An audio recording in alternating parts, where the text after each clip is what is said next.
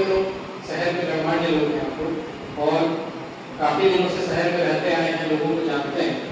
आपके माध्यम से मेरा रिक्वेस्ट होगा कि लोगों तक की बात पहुँचे कि फॉर्म जो दिया जा रहा है बीएलओ द्वारा उसको भर के समय वापस करें। डॉक्यूमेंट्स अधिकतर ऐसे 11 डॉक्यूमेंट हैं, लोगों के पास होंगे डॉक्यूमेंट्स, जो भी डॉक्यूमेंट के पास उपलब्ध हो पा रहे हैं उसको लेकर के फॉर्म जो है वो वापस कर दें, ताकि किसी का नाम मतदाता सूची से नहीं छूटे। तो आप लोग क्योंकि शहर में रचे बसे लोग हैं, आप लोगों से कॉन्टैक्ट में रहते हैं, तो इसका भी एक बार आप लोग अपील कर दीजिए कि ये भी प्रक्रिया चल रही है और इसी महीने में फॉर्म 10 तारीख तक फॉर्म आ जाता है। तो आप लोग एक बार अपील कर दीजिए, लोगों को जानकारी दे देंगे तो उनका नाम नहीं छूटेगा। हमारा ध्येय है कि कोई भी मतदाता जो जनवरी जब छूटे छूट जाए तो इलेक्शन जस्ट होना है, फिर दिक्कत हो, इसलिए आप लोग